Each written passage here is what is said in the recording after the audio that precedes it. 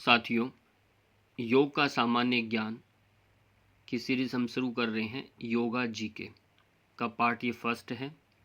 वाईसीबी course जो कर रहे हैं उनके लिए बहुत महत्वपूर्ण ये जीके रहने वाला है। पहला प्रश्न है, तपः स्वाध्याय ईश्वर प्रणिधानानि क्रिया योगः। ये सूत्र योग सूत्र के किस अध्याय में आता है? आपको प्रश्न का सही उत्तर देना है।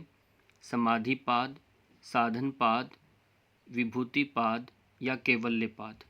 इनमें से आप जानते हैं तो उत्तर दे सकते हैं। सही उत्तर है साधनपाद। साधनपाद यानी ये सेकंड अध्याय है योग दर्शन का, क्योंकि योग दर्शन में 4 पाद आते हैं, उनमें से सेकंड ये पाद है साधनपाद। और अगला प्रश्न है,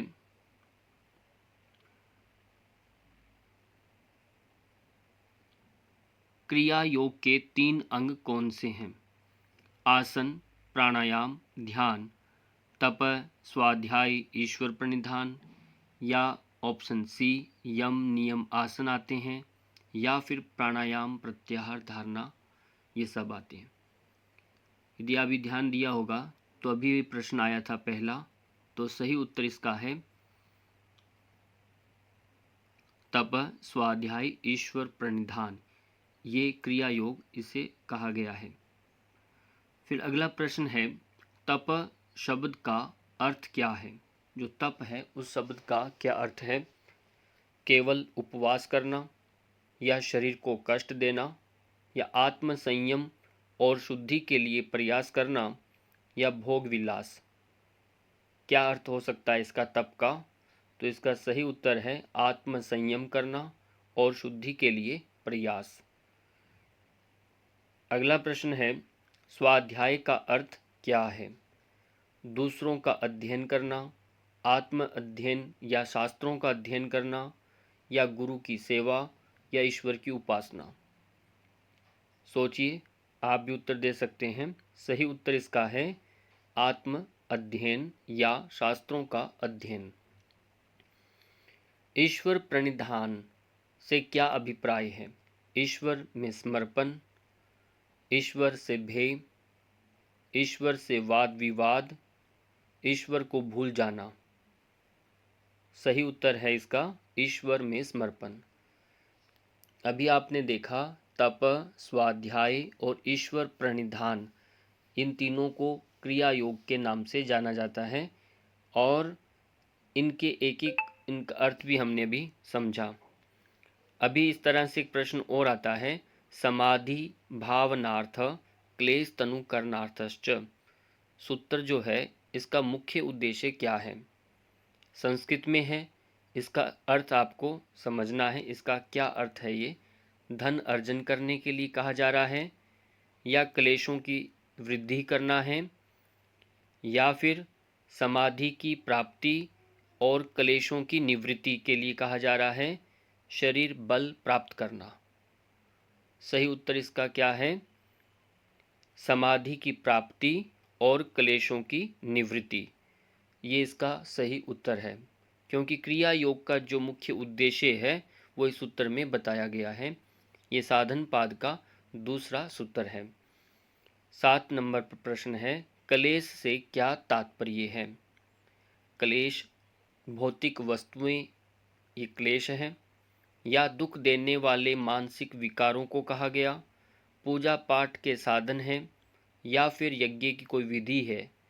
ये क्लेश क्या है? तो इसका सही उत्तर है दुख देने वाले मानसिक विकार। प्रश्न 8 में पूछा जा रहा है, पतंजलि के अनुसार 5 मुख्य क्लेश कौन से हैं? पहला लोभ, मोह, ईर्ष्या, घृणा, भय। फिर आता है अविद्या, अस्मिता, राग, द्वेष, अभिनिवेश। यदि प्रश्न का उत्तर जानते हैं तो आप कमेंट कर सकते हैं। ऑप्शन सी ईर्ष्या, क्रोध, मोह, वासना, आलस्य, राग, द्वेष, ईर्ष्या, मोह, तृष्णा। इनमें से सही उत्तर है अविद्या, अस्मिता, राग, द्वेष, अभिनिवेश, पंच क्लेशाः। ये पंच क्लेश हैं इसमें। तो इनको सही से क्रम को भी याद रखना, आपको क्रम भी पूछा जाता है। अविद्या को लास्ट में नहीं देना। अविद्या इन चारों क्लेश जो हैं पांचों में से अविद्या मूल है, ये भी आपको याद रखना है। प्रश्न नंबर 9, क्रिया योग का आधुनिक उपयोग क्या है? आज के समय में क्रिया योग का उपयोग क्या है? ऐसा प्रश्न यदि भी पूछा जाए तो उसका उत्तर क्या हो सकता है? केवल धार्मिक अनुष्ठान करने के लिए है, शारीरिक सौंदर्य बढ़ाना, या फिर मानसिक शांति, आत्मसंयम और एकाग्रता विकसित करना, या फिर समाज में प्रसिद्धि पाना। ये क्रिया योग क्यों उपयोगी है? इसका सही उत्तर क्या है? ऑप्शन सी, मानसिक शांति, आत्मसंयम और एकाग्रता विकसित करना, ये मुख्य उद्देश्य है, इसको याद रखना है। 10वां प्रश्न है, क्रिया योग का अंतिम लक्ष्य क्या है?